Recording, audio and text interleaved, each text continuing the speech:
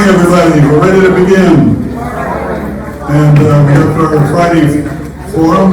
All the directors are here to give the reports, and then at the end of the session, we'll have some question and answers. Frank.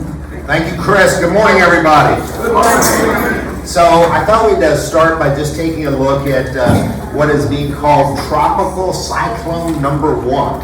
And this is going to, you can see that dark blue line, that's the surge warning. It starts south of us and ends there at Tampa Bay. This is going to be pretty much a non-event for Regency Oaks. I've looked at the spaghetti forecast, and there is one or two outliers that show this thing moving a little bit to the north. But right now, it looks like it's going to make landfall 8 a.m. Saturday morning, well south of us. We don't anticipate getting anything more than 30-mile-an-hour gusts and some rainfall. So again, I think it's a non-event for us. But what I wanted you to know is that we're going to be tracking it and watching it this weekend. Staff is on standby. If anything were to change, we would immediately jump in and execute our plan. But I don't think this is going to pose much impact on Regency Oaks, which is good news. Start of hurricane season, we don't need them this early. Let's deal with this in September and October when a little further down the road. All right, blue lights up, please. Our administrative report. Joe Nelson, the CEO of LCS, has been elected chairman of the Argentum Board of Directors. If you don't know Argentum, it's the largest trade association for senior housing in the country. About 75% of all the assisted living, skilled nursing, independent living, CCRCs are members of Argentum. So it's really a great deal that we're going to have a voice on the national board, and he is in a leadership position. He will be there to help shape public policy and lead the debate and advocate for seniors in our industry. So congratulations to Joel. Kyle and I attended a leadership conference in Asheville, and other than having shared with you the exciting travel experiences that he and I both experienced, as a great educational learning opportunity.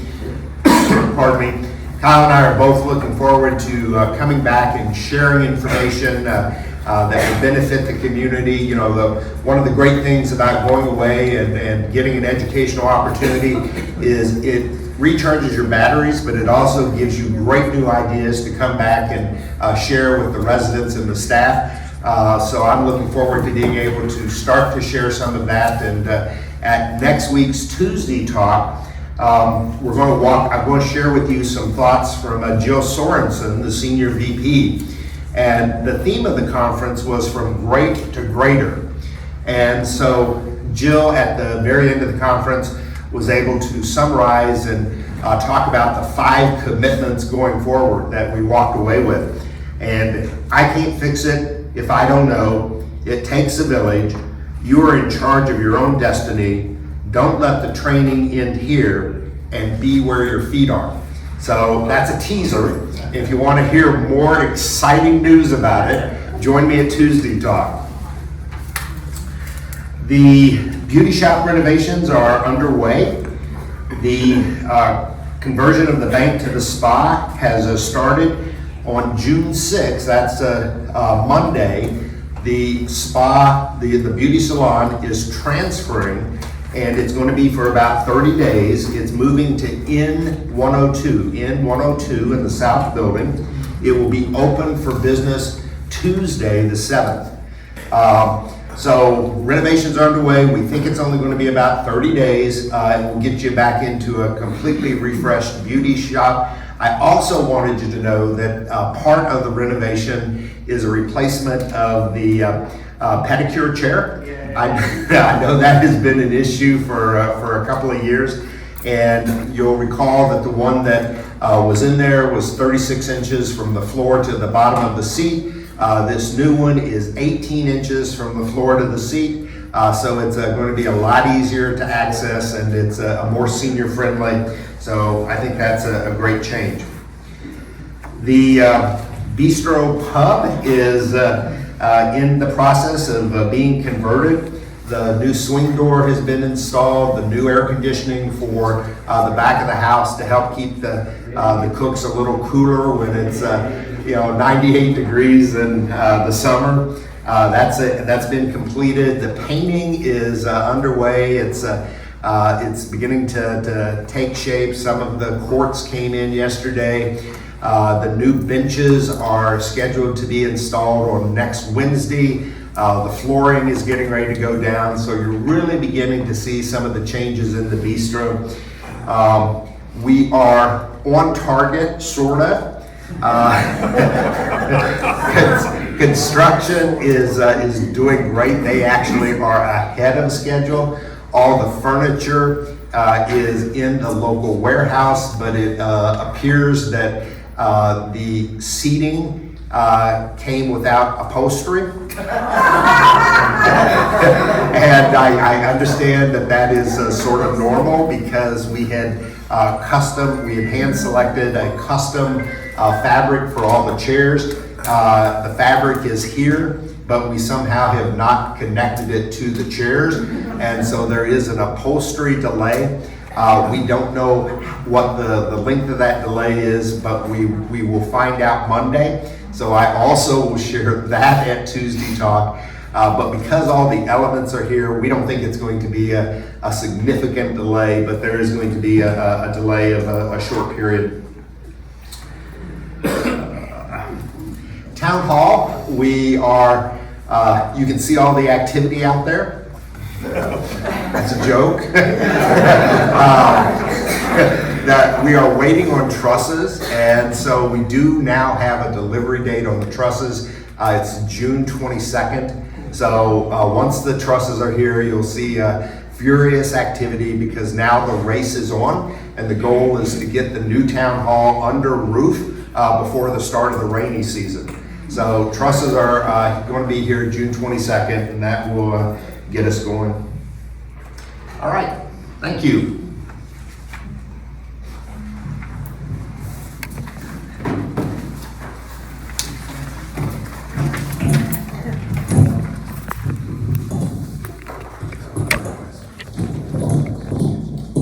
Good morning, everyone. It's working. I'm Sherry Schweitzo, Director of Financial Services here at Regency Oaks. Welcome. Happy Friday. Today's financial report is for April. As you know, I'm always a month behind. I'm currently closing May, so these numbers are for April. Our current occupancy in the independent living is 90.4%. Our assisted living was 100%, and our skilled nursing was 74.4%. Campus-wide, that occupancy total is 89.4% on a budget of 92.5%. So we're about 3% shy. Revenue for the month of April. Operating revenue was under budget by $190,000. Comprising that was partially independent living under by $25,000. However, our assisted living was ahead of budget by $17,000. Skilled nursing revenue was under budget. My number here is incorrect, so the difference there is about $100,000. And IHS was about $5,000 short. Moving on to wages. Our total salaries and benefits were under budget in April by $47,000. Year to date, we are under budget by $250,000. Expenses. Our total controllable expenses, which are the expenses we manage the directors to our operating budget, in total were under by $10,000 for the month of April. Comprising that, even though we were under, we have a slight overage in our food and beverage. Food, as you know, our prices are increasing month over month. We did purchase our canned required hurricane food supplies and non-perishable items for the health center. As you know, hurricane season has begun. Also, supplies and chemicals were overhead by about $3,000. Again, we are experiencing some increased rates from our vendors that are causing this. On our non-controllable portion of expenses, which are our utilities, taxes, and insurance, things that we don't have control over, we're under budget by $59,000, and that was due to insurance, true up to our insurance, and our management fees were under budget. Management fees fluctuate based on our revenue. If we're under budget in our revenue, our management fees are going to be under budget. So therefore, our net operating income for April was under by $73,000. We did earn actually $397K on a budget of $471.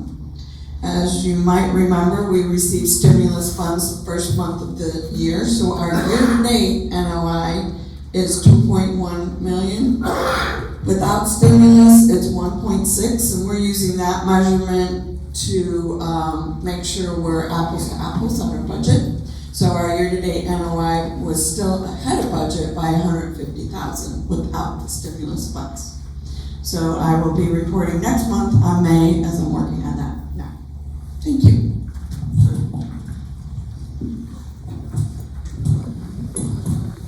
All right, good morning, everyone. I'm Kyle, I'm the administrator over at the Healthcare Center. Some updates for the month of May. Obviously, the first thing is our COVID transmission rate, which I know you guys talk about it every month, but if you haven't watched the news, it is trending in the wrong direction, and we're in substantial as a transmission rate. So we go by transmission rate now, not by positivity rate, and so that means the virus is spreading very rapidly. So we are currently testing all staff and residents at the Healthcare Center on a weekly basis. We do currently have staff and residents at the Healthcare Center that are positive. So we are asking when visitors come over that they do be tested prior to their visitation, just to ensure that their safety as well as our staff and residents' safety, so they can continue to take care of their loved one and control the mitigation of the COVID-19. So Nurses Week was the week of May 9th to the 14th. There are events every day for the Nurses Week: food, games, celebrations. We also gave a gift at the end of Nurses Week of a polo with their name engraved in it with an embroidery, and they were very appreciative of that. So you'll be seeing them wear that around the Healthcare Center. So it was a very fun week, and they had a good event. And CNA Week is actually coming up in about 2 weeks, so we'll be doing something similar for the CNAs at the Healthcare Center over in IL.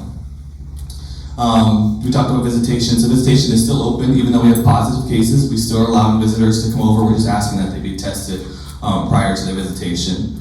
The census, the assisted living ran at 26 on a budget of 25.5. So as Sherry said, we're 100% occupied. The SNF also ran at 43 on a budget of 56 for the month of May, and today's census we're at 45 on a budget of 56. So we're slightly under. Part of that is we have to have dedicated staffing to our residents that have COVID-19, so we don't cross-carry the virus over. So they have designated nurses and CNAs to making sure that they're getting the care, and so we're not spreading that virus around in the healthcare center. So to help with infection control. If you remember Evan Poole was a professional. He was in the PDP program for LCS, which is a professional development program or an administrator in training. His program is wrapping up on June 15th. He's been here for over a year, and so we're excited to see where his adventure carries on to. He's been a great asset, and we've really enjoyed him being here around campus. He's been a help and a servant leader, so he's gonna move on to something bigger now, and so we wish him all the best. So if you see Evan in the last few weeks, make sure you wish him well as he moves on to his next chapter of his life. So the community, and we talked about this last month, had our joint commission survey that took place from the 19th to the 20th.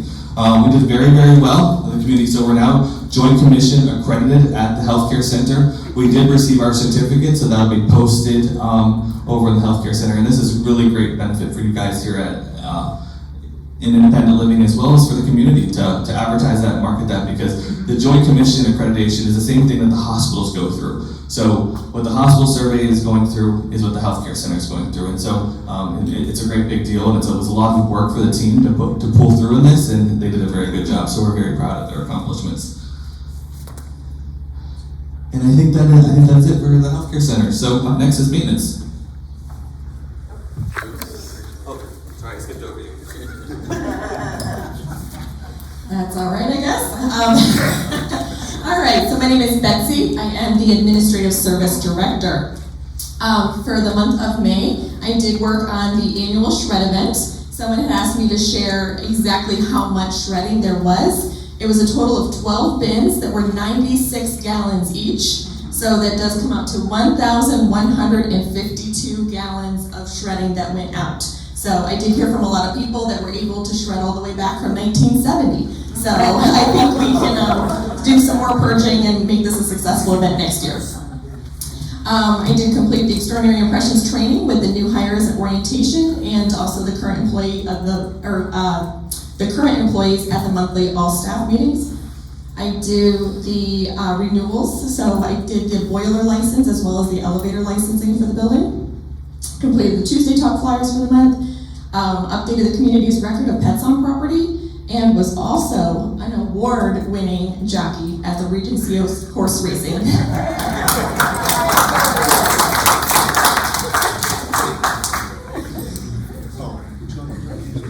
I just want to stand up and stretch. Good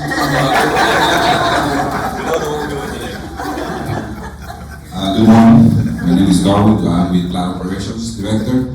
Here's some of the components we got completed last month. We replaced one of the circulating pumps on the north building with the power outage that happened like 2 weeks ago. One of them got burned out, so we got that replaced already. We did the elevator inspections. Betsy helped me with that to get all the inspections in the new license renewal. We also did the north, south, and health center sprinkler and smoke head detector inspection. We completed the software repairs around the south building. Some of the software came down with the wind. We also completed all the inspections and all the repairs on all the golf carts throughout the community. And we also completed the replacement of the air conditioner on the art and craft and on the wood shop. Thank you.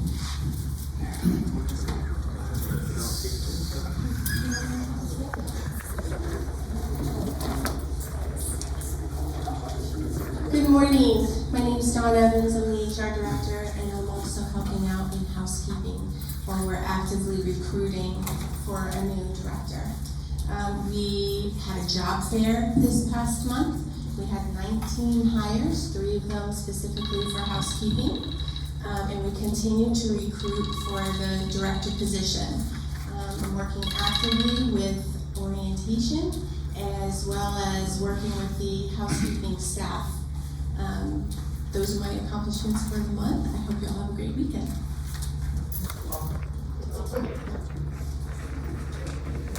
Good morning, I'm Christine Sensukovich, Director of Innovative Home Services. So for the month of April, we had one estate sale. We participated in the Regency Oaks Derby event also. We provided over 3,800 hours in the month of May. Actually, I'm reporting on the month of May, I'm sorry. We provided 3,800 hours in the month of May to the residents of both companion and ADL services. And we handed out a word search for 1 free hour of service. We will be doing the drawing in about a week, so if you still have that in your mailbox, if you can get it down to us, that would be great. Like I said, we'll do the drawing, and it's 1 free hour of service from IHS. Thank you.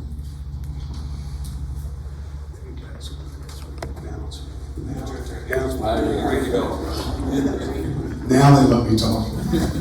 Perry from marketing, good morning. We had a good May. We had 4 sales budgeted. We achieved 4 sales, so that's good. When you put April and May together, quarter to date, we are at 8 sales on a budget of 6. So we're going into June with a little momentum ahead of us. We have 4 other deposits. Our budget for Q2 is 13, and with 8 closes and 4 deposits, that puts it as 12. But we have to get those deposits all closed and then add a few more. Our goal is to go beyond what the budget is, so that's great.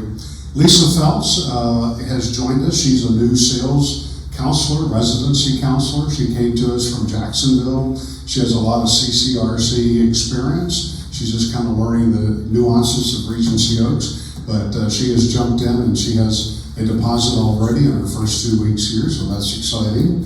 And then we still have an open position that we're looking to recruit for to get filled. Our events continue. We had a very good gift of life care luncheon last week, and as a result of that, we had 22 prospects that attended, and as a result of that, we got a new deposit that will be closing this month, so that was a very good luncheon. And the reviews, a number of you have helped us with posting reviews. We appreciate that. I mentioned there was a contest throughout LCS. We weren't the winner, but we were respectable, so that's good. We appreciate everyone's help. Those that did participate, remember we'll be inviting you to a special event with some fantastic prizes. And I think it was Gene that said, don't have one prize, have two. So the first prize was a boat, but we sent that back because we had to get two prizes. So I don't want to too hard about it. You can blame Gene. Thank you all very much.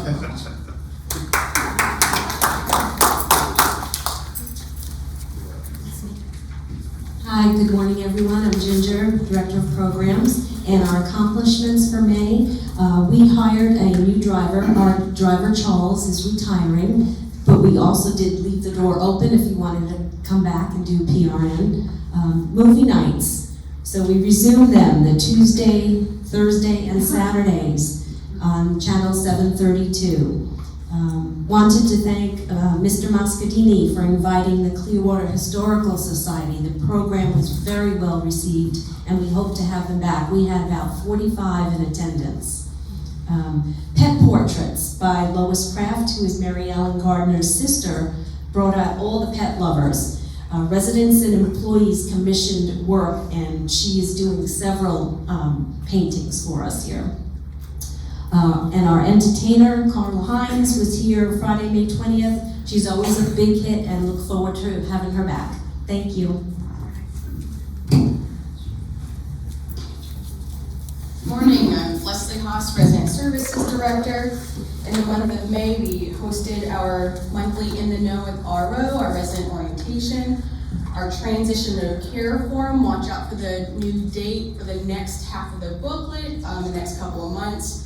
We held our Cannabis Care Health Talk. We did planning and celebrating of our Nurses Week. We implemented our dining and events policy, and we're currently monitoring COVID residents, our Good Grief Support Group, and our monthly sharps and prescription disposal. And we met with the health department, and we're scheduling our COVID booster and shot clinic. So it's June 8th. If you are needing a consent form, you can go to your north and south desk to get a consent form, and you'll be able to turn it in to the front desk as well, and you'll be able to receive a letter, a group letter that your name will be called down in. We will be setting that up with the front desk later today, so you'll be able to get the consent forms and turn them in if you were not able to if you missed the consent form collection yesterday. If you are not able to make the June 8th clinic, CVS and Walgreens are still providing boosters as well to outside community. If you have received your second Pfizer or Moderna booster, please let the front desk know so we can record the type of vaccine that you got as well as the date, as long as you got it outside of Regency Oaks. If you are receiving your second booster shot with Regency Oaks, you don't need to let the front desk know. But let them know if you got it outside of Regency. Thank you. Hey, Leslie. Yes. If you've had COVID in the last X months, are you eligible? Can you talk about that? So if you had COVID, you are still eligible to get your second booster shot. On the consent form, it asks if you've had any COVID-like symptoms or you tested COVID in the last 10 days. You can still, if you're, how do I say this? If it's less than 10 days and you're still experiencing those symptoms, you can't get a shot. But if you are not experiencing those symptoms the day of the clinic, you are able to still get the shot. So no symptoms, yes, you can get the shot. If you've recovered from COVID, yes, you can get the shot. You cannot get the shot if you've received the antibody infusion. You have to wait 90 days from when you received your infusion. Again, it's on the consent form if you read it through. Does that make sense? Good morning, everybody. Johnny Hubbs, Executive Chef, with Phil Sirk, Assistant Director. Very pleased to say we hired a CDM for the health center. He's doing great. We expect him to be up to speed July 1st and have Phil back in his seat. I'm sure. Hallelujah! For the month of May, we had our monthly beer club and wine club. We hosted a monthly birthday party. Food and wine pairing on the breezeway. I thought the entertainment was outstanding. We do multiple brick and vine events. So we're doing a lot of different events in the brick and vine. It's working out really good. We had two wonderful holidays last month. Was Mother's Day and Memorial Day. Both went off very, very well. Our new gourmet is doing really good. We have a full house all the time. Check it out. We're doing tenderloin, and it's just an absolutely wonderful event. Our Breezeway and Bella Row events are still going strong, and I too participated in the Derby races. I didn't win, but I was the most animated. Thank you.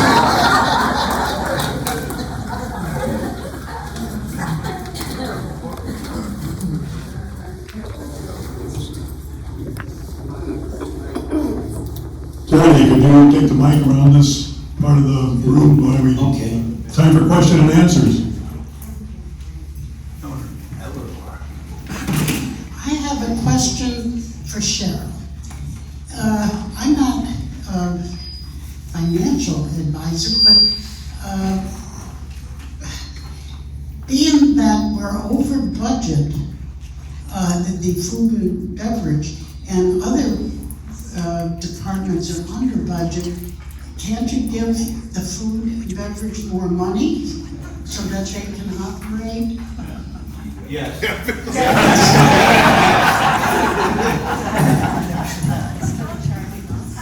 Now, the budget is a document or an instrument, financial instrument that we are held to as we prepare it the prior year. So that's why I report in aggregate, because I say we're under in total, but there are overages, and that's how how finance works. Operationally, we work to offset those overages, but there are reasons for those overages. And those overages are then used as tools to project our next year's budget. So that's, again, when I report in total, we as managers are operating to try and save money elsewhere where we are able to, that we can control. Pricing sometimes, obviously, we cannot control. So we are still held to a budget by our owners, and that's... Would you just go through the whole expenditure of the budget is 15 to 20 over our actual occupancy, so we're actually over budget everywhere.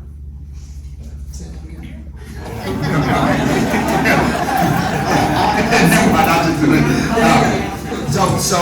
you know, when you look at that, it's showing that our operating expenses are considerably under budget. But remember that budget is set at a much higher census. The health center is about 10 under. Over here in the independent living, our ADC is off by 3 or 4. So that budget reflects operating expenses and revenue for 15 additional people that actually aren't here. And so as you look at it in not a comparison, if that budget were to be adjusted for actual occupancy, we'd be over pretty much everywhere, and that's because of all these increased costs. But when you compare it to the budget that is higher by 15 occupants than what we actually are, that's why you see the big variances. Did you understand that?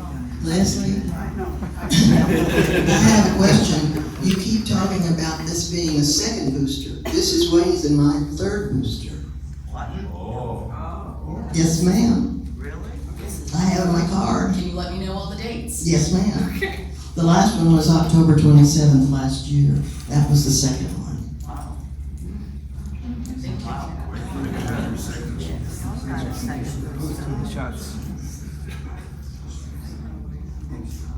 One more. I had my second booster in February. Did I get it Thursday? Talk to your doctor. Okay, so we're doing the second booster for Moderna and Pfizer, and we also have Johnson & Johnson on the June 8th with Department of Health. If you are needing other boosters, that's after your second booster, please speak to your primary care physician to see if you qualify for any other vaccines for COVID after your second booster. So speak with your primary care physician to verify any boosters after your second COVID booster. Thanks. And you've spoken with your doctor. Darren, I brought to your attention many times over many months about the rust around the piping of the pool. When is it going to be taken care of? I know Mike, me and Mike walked down there like 2 weeks ago, and actually you were there when we went over it. Did you inspect it? We got as much as we can. To be able to get it lower, we have to go inside the pool. And I didn't bring my bathing suit, but I'll make sure I work on that to get it down there. Still an issue. All right, I'll stop by and double check on that.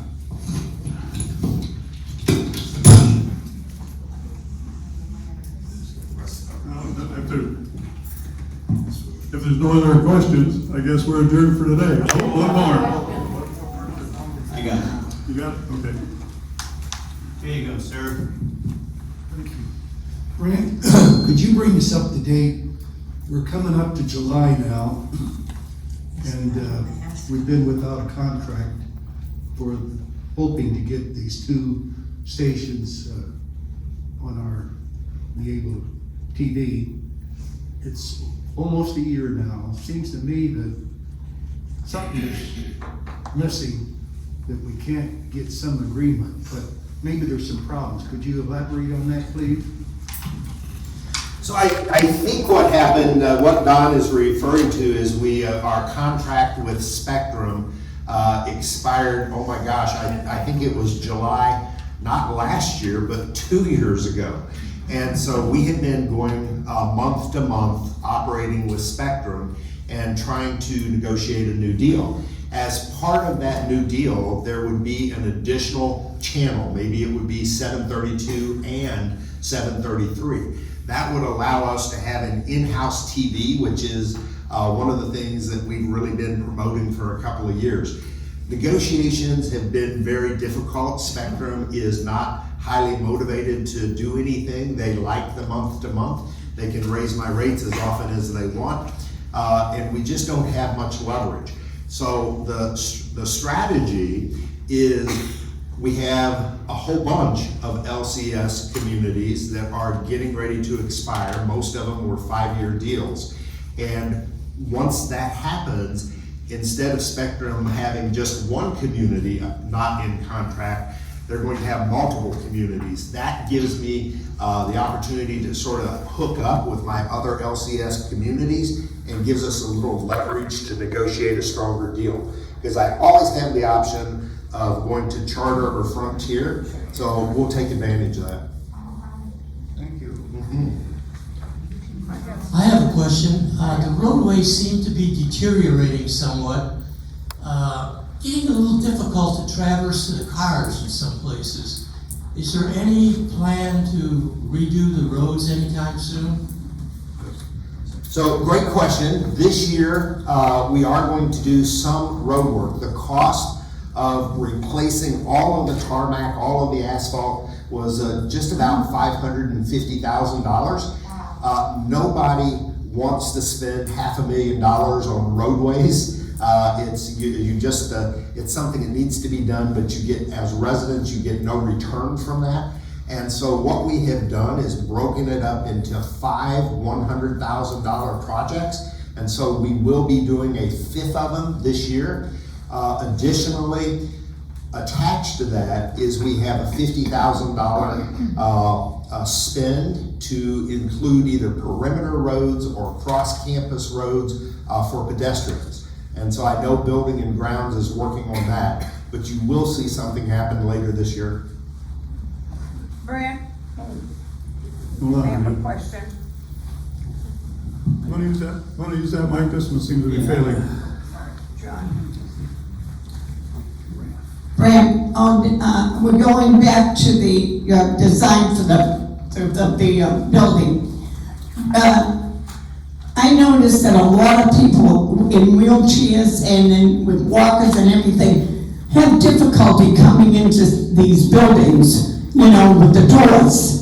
Is there anything in the works up there that shows where there's maybe some relief, or maybe doors that open and they stay open for a certain length of time? Because I noticed that when they try to come in, they come in on one door and the other door is closed, and by the time they get through, they're in the middle of the door. So the new construction has the identical push button system. So the doors will have an automatic feature. If these doors are shutting too early, that's something that Darwin can look at and adjust if they're closing too rapidly. So we'll take a look at that. Oh, but it's not in the works in the new plans. No, the new construction includes the same doors that you see throughout the campus. Okay. Okay. She has a question. Way down there. Totally did. Again, about the doors and the automatic openings, there's none on the beauty shop, and it's difficult to get that door. It's quite heavy, and it's difficult to get that door open. So, Yeah, there's one. all in the back of the post. Sorry. That we solved that one.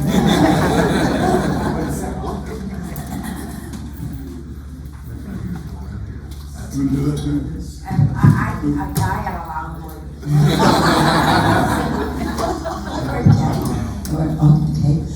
No, I just want to ask, I wasn't prepared for the tornado that danced through our area, and I just want to know, when, I understand that at the front desk that you do sell lanterns and etc. for storm. I'm a new kid on the block as far as tornadoes. Yeah.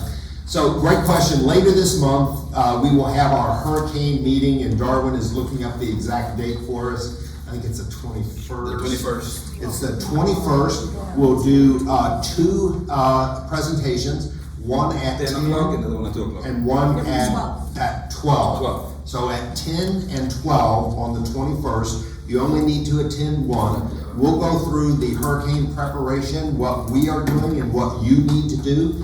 As part of that presentation, we will include a list of the supplies that you should have as a resident. And it's the stopper for your tub, the lantern, a weather radio.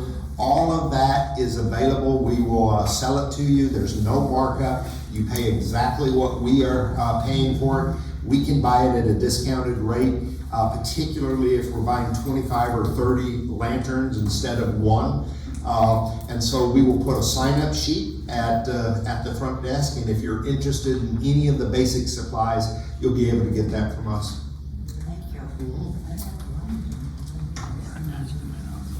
Okay, after that, I think we're adjourned. Have a good, fun weekend.